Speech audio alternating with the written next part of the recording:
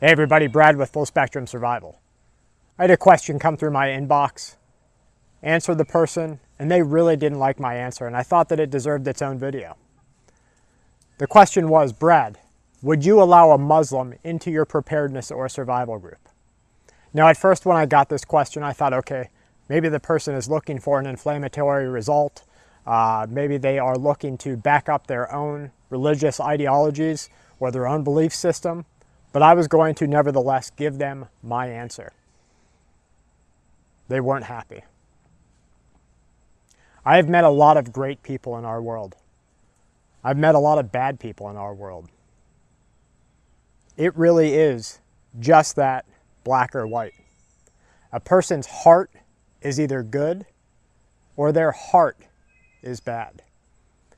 Now, bad people can do some good things. Good people can do some bad things, but their heart, their core, who they are, is either relatively good or relatively bad. And that goes across the entire religious belief spectrum. Muslim, Buddhist, Hindu, Christianity, Jewish, doesn't matter what you are. I've met great people of each one of those religions, and I've met bad people of each one of those religions. So the question, of course, is would I allow a Muslim to be in my group?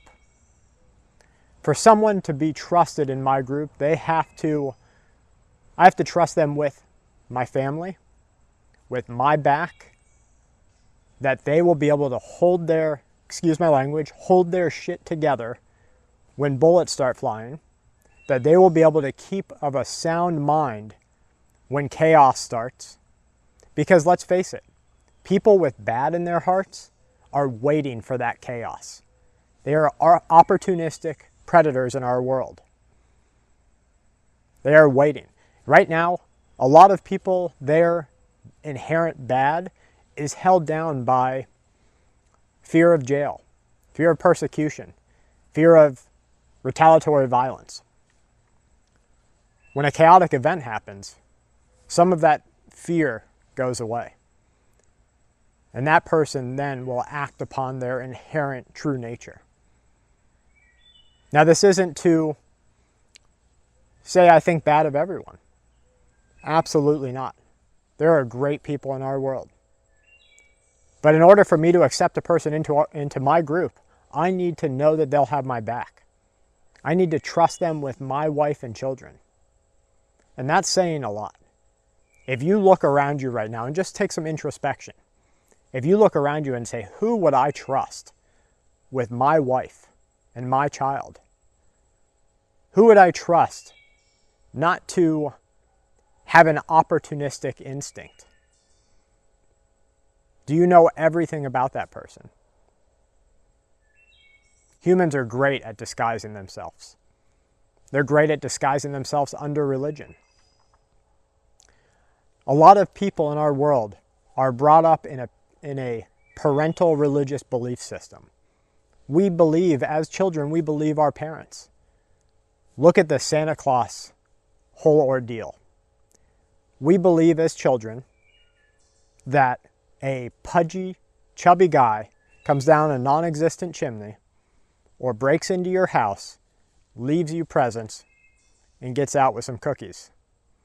We facilitate this belief system as children by turning this imaginative creature, this imaginative being, into reality. We believe that our parents are telling us the truth. It's very similar with religion. No matter what religion you're in, you believe that your parents' belief system, what they have passed on to you, is telling you the absolute truth. Now I can tell right there, that's gonna, just the thumbs down is right there. What I just said, that's a thumbs down. That's gonna trigger a lot of people. Not you who are concreted into your belief system, not you who know that you are a good person believing the right thing. But a lot of people who are wishy-washy, that's going to make them mad. And I think that we have to take this parental belief system into consideration and not judge other people by their religious beliefs. Don't judge them for their Santa Claus. So what does it take to become a member of my group. It takes a good person with a sound mind who is able to handle stress, who can shoot, garden, take care of things, make decisions, also have a good communicative skills, good community skills, good communication skills, who can talk things out, who can handle a breakdown. You look at events like Syria, Venezuela, Pakistan, Afghanistan, Iraq right now, many Asian nations. Those are dangerous places to be. People are buddying up with people who may not have sound minds. And oftentimes we will collect in what we believe in. And so a lot of people will bring in only Muslims, only Hindus, only Christians. But let me tell you, I have met a lot of bad Christians. I've met a lot of bad Jewish people. I've met bad Muslims, bad Buddhists, bad Hindus, and bad atheists. I've also met a lot of great people throughout that entire spectrum. It is that person that I will let into my group. That person who comes knocking at the door, offering help or needing something that I can facilitate, offering a trade. And I would ask that we each introspectively look at ourselves and say, if I don't believe this, if you don't agree with me right now, just think of why and whether your religious belief system would want you to think that way. Because when the shit hits the fan, our ability to choose things becomes very black and white. It becomes yeses or nos. So considering these options now may be what saves our life. I want to say a special thank you to all of our Patreon members who make these videos possible. Without you guys, we wouldn't be here. So from Kelly and I to you and yours, stay safe and keep watch. And as always, we have your 6, and we know that you have ours. Have a great day.